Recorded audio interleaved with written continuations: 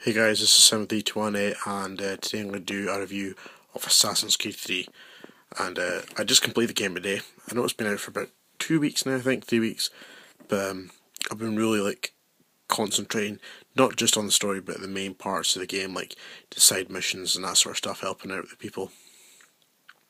So yeah, so Assassin's Creed 3, what can I say about this game? It's a fantastic game. It's um it's probably one of my favourite Assassin's Creed games out of all of them. But for me, Assassin's Creed 2 is my favourite. It's just the memories of that game. But I'd probably put this maybe my second favourite now because I've always wanted to go back, even in another games, to go back like American Revolution and just go back and just see this sort of story or kind of like gameplay of this happening. And this game delivered it, and it delivered it amazingly. Um, the story in this game is just outstanding. It was really great, not just for learning about the assassin Connor, but history in general as well. Learning about characters like George Washington and Chris Lee and these sort of people. It's really interesting. And if you can see here, I got the Freedom edition. Their edition was the Join or Die edition, but I got the Freedom edition, and it's a really nice box. I'll show you it really quickly in a second. That's just a magazine there I've got there. I think it's a really nice magazine. I'll check it out. This is the Xbox One with the front cover. Looks pretty cool. I also got stuff with it. I got like a DVD and like a survival guide to the game. I haven't actually read. I just read it like about 10 minutes ago. I'm going to go back on Assassin's Creed 3. Probably could play it again. To get full 100% synchronization. Sorry, as you can see there.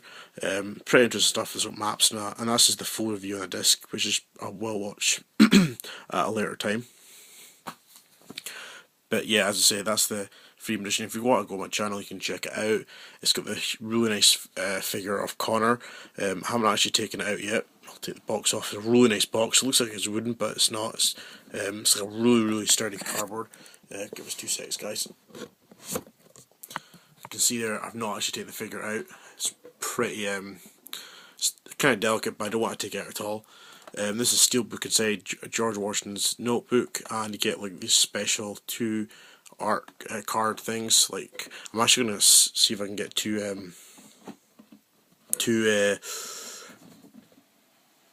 full frames to put them in because they're really cool. Again, if you want to see these stuff, go and check out my unboxing for it, guys.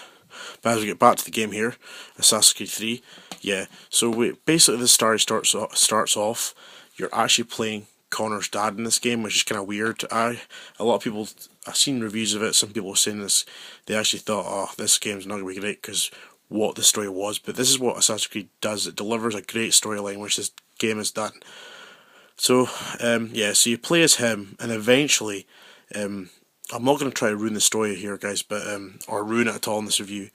But it goes on, and then suddenly Connor. Well, there was a woman that and the tribe of Connor's tribe as well, which you see throughout the game. Meets the father of Connor. I won't tell the actual person's name because I'll let you find out. And they obviously get it on, and he doesn't know at all, and he goes away.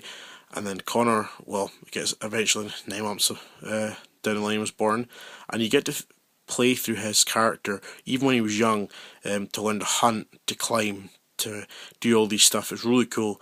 And then he meets and then basically Connor grows up, and he joins the Assassin's Creed, or the Creed, sorry, of the Assassins, and it goes on from there. And he basically wants to get seek out and freedom and peace, and it's pretty cool at the back. There's his rise, which he does rise. You see throughout this game, and he takes on the enemy, and he does eventually.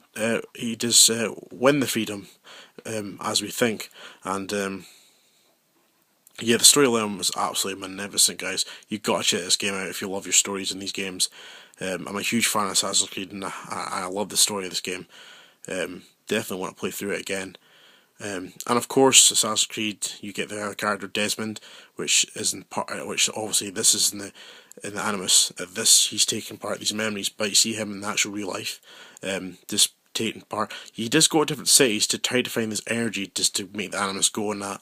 And find out the memories and that, blah blah blah. And yeah, a lot of people don't really care for Desmond's side of the story. I find it quite interesting and kind of blurred as well, because you don't find out that much.